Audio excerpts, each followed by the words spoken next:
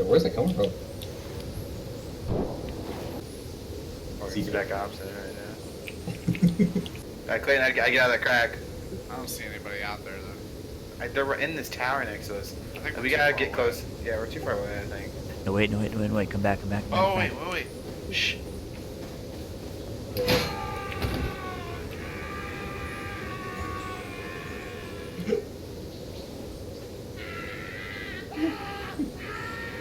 They might see through that crack. Watch out.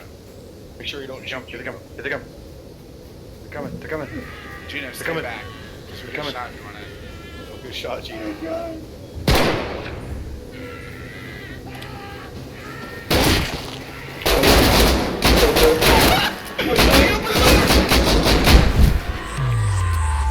Hey, what's up guys? In this video, I'll show you how to bait and switch other players with a few simple tricks.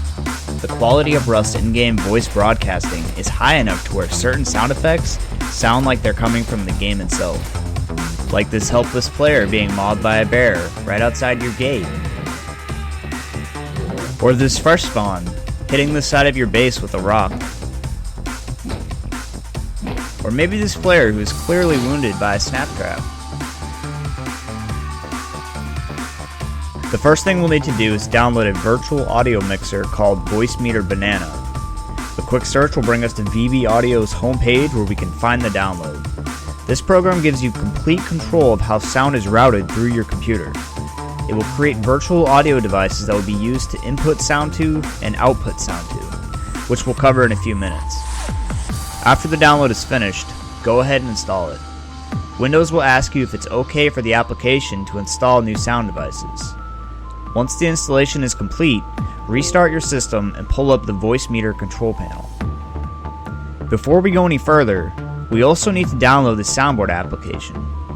A quick search for EXP Soundboard will bring us to the SourceForge development website where we can find the download. You will need to have Java installed in order for this application to run, which you most likely already do. Once the download is complete, you can run the application right away. Now, we'll set everything up.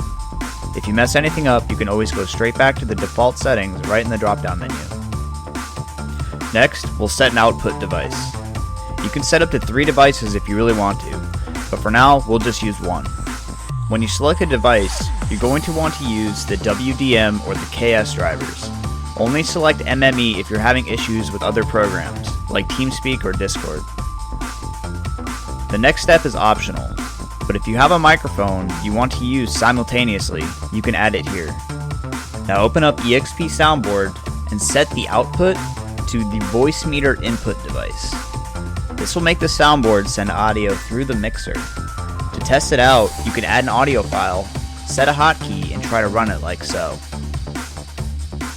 Collect wood. In the mixer, you can see the audio being channeled through the device, and you can modify the volume, treble, bass, etc. What's important here is that we now know that it's working properly, and we're almost ready to play audio directly into the game client. The final step is to change the default microphone in the Steam settings. To do this, go to the Windows Sound Control panel through the volume icon on your taskbar. Go to the Recording tab. Set the VoiceMeeter output device to the default device, as well as the default communication device. Open up the Steam settings, go to the Voice Settings menu option, and click Detect Audio Devices. VoiceMeeter output should show up as the new default microphone. To make sure the mixer is taking audio from the soundboard and outputting it into Steam, simply click Test Microphone and try out one of the soundboard hotkeys.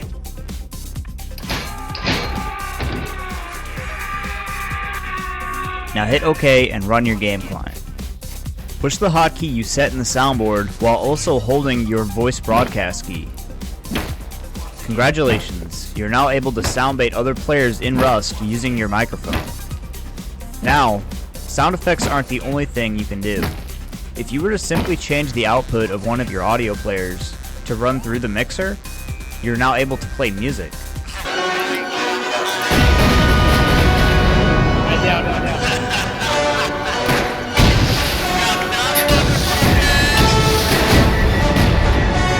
In the video description, I've included an archive with a few pre-recorded sounds from the game. But to record your own sounds, All you need to do is download a program called Audacity. This will allow you to record and edit audio files. After you have it installed, open up the application and change the audio device to what you are currently using.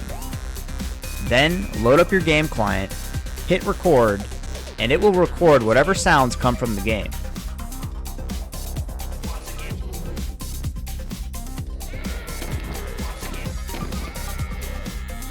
Once you've finished editing, simply export it and add it into your soundboard.